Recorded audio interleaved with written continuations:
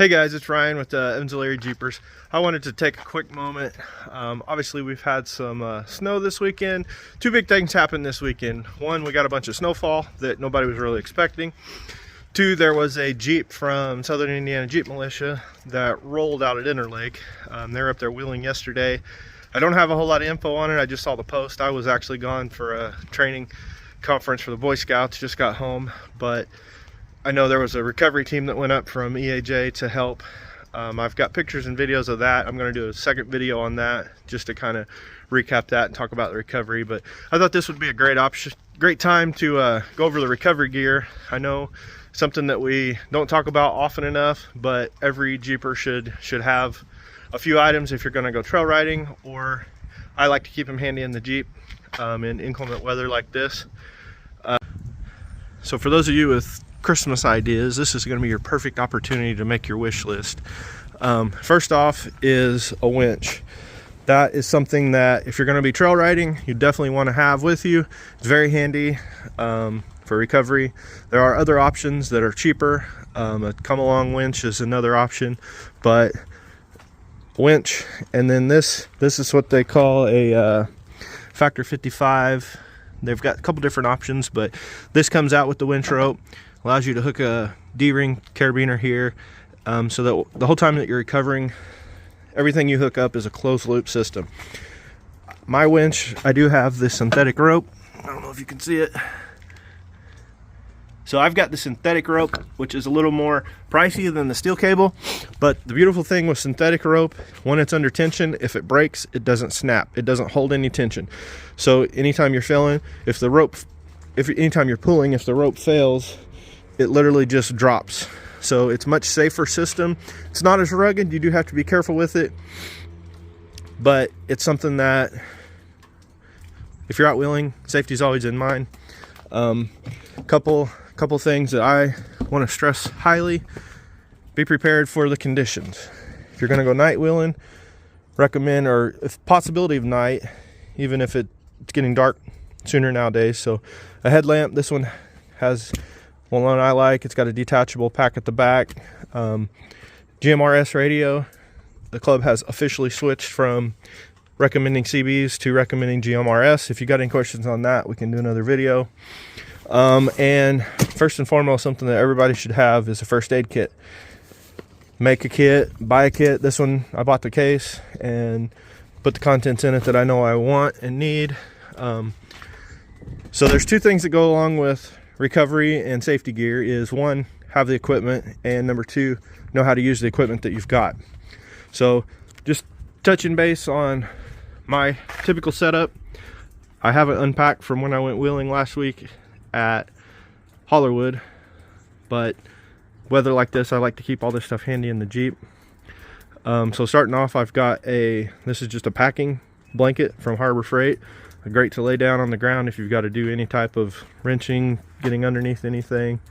This is my quote-unquote trail bag, I guess you'd call it. I've got my air down system. I've got a full socket set, both metric, standard. Got a full wrench set, metric and standard. Zip ties, some random hose clamps, magnetic parts tray, a couple different size sockets.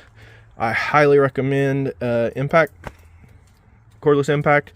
If you don't have one, breaker bar is your next cheaper option, much cheaper. But Jeeps have a lot of times stuff that a hand tool can't get broke loose, and if you're trying to fix something, repair something, you've got to have a way to get that broken loose. Get this bag out of the way here. That tool bag that I carry with me has all my electrical tools, some wire, fuses, all kinds of that stuff. This is a kinetic rope. This is something that if you don't have a winch, it's your next best option. I think this is a 30-foot rope that has 40% stretch in it. So basically when you hook that up and go tugging, the rope stretches.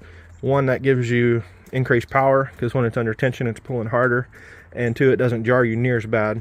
That's what the standard tow rope does. This is my recovery bag. Anytime I'm out on the trail, I have this bag directly behind my front seat, so it's easily accessible from the driver's seat. There was a time I used to carry everything in the back, but at Land Between the Lakes. I got wedged in up against a hill that was coming down like this. I couldn't get the back door open. I couldn't get the back glass open.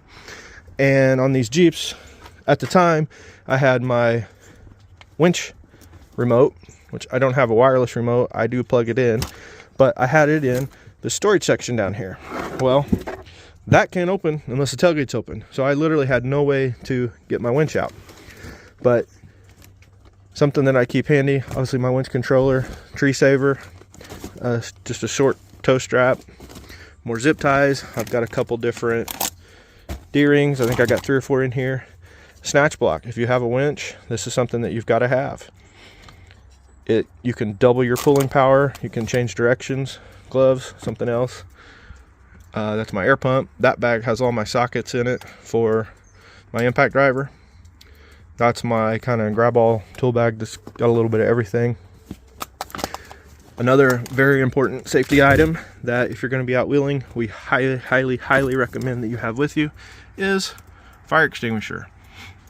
My kids are getting home from shopping. Hi. Hi. Fire extinguisher, I picked this up at Walmart for 20 bucks. I got the mount, bar tack from Amazon. It was another 15 bucks. Security roll bar, it's Velcro. Pull these straps and it releases, ready to go. One other thing, if you don't have a winch, or if you do have a winch, but something that all of our trail guys carry is 30-foot tow strap. You can get 20 feet, you can get 30 feet. You know, a good tow strap will set you back 25, 30 bucks. I keep mine, again, under the front seat, or under the back seat, but readily accessible if I need to grab it. Handy for towing, handy for pulling somebody out. If you have a disabled Jeep on the trail that for whatever reason you can't get to run, you can hook 2 Jeeps to it and run a Jeep train, we call it. So you got your broke down Jeep in the middle. You've got the lead Jeep up front that does all the pulling. You've got the lead Jeep in the back that does all the braking. So anytime you're going downhill, if this Jeep can't brake, this one stops. This one does all the pulling. This guy drives too, but that's a Jeep train. That way you've got control of the disabled Jeep from both directions. Very important. I carry a 30-foot tow strap, but if we're doing the Jeep train, I double it up. So I've got a 15-foot, so we're a lot closer, a lot better control. So again, just to recap, number 1, make sure you have your equipment. But the number 2 item, which is most important, is know how to use your equipment. Whether it's a winch, tow strap, D-rings, be familiar with it, know what you've got, know what you might need if you're going to go someplace else. Keep it with you. And if you are hooking up to help somebody in inclement weather, somebody slid off the road, needs a tug, whatever, here's what I'm going to highly recommend. You make them make the connection to their vehicle. That way, be sure that they know if anything happens to their vehicle, it's their responsibility. That keeps you from being liable for helping. Good Samaritan's law is, if you're assisting somebody helping in need, you're technically covered there.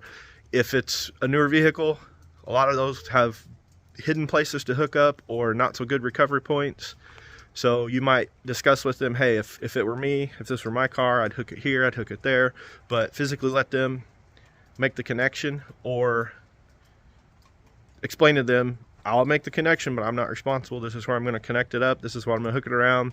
This is what might happen if you know. But cover yourself first. Make sure. It's always great to assist, but you don't want to get yourself stuck in a lawsuit or having to repair somebody's vehicle just because you're out trying to help them. So keep the equipment ready. Have it accessible where you can get to it. Know how to use it. If you got any questions, comments, anything, post. I did a real quick video covering what all I carry. It's got me out of every situation that I've ever been in. Wheeling at Hollywood, I've got a 9,500 pound worn winch. I got in a situation, I'll try to upload some pictures now over the video, but I got a situation where I was stuck between 2 big rocks. Had a big rock on my driver's side, had a big rock on my passenger side. My rear passenger side axle tire was down in a hole. I hooked the winch up, tried to pull it. It would not budge it, so I ended up having to hook to a tree with a snatch block and a tree saver. Used the snatch block at the tree, came back, hooked the winch to the recovery point. So it went from the recovery point to the the snatch block back to the Warren winch, which doubled my pulling power, and that was able to get me up and out of it.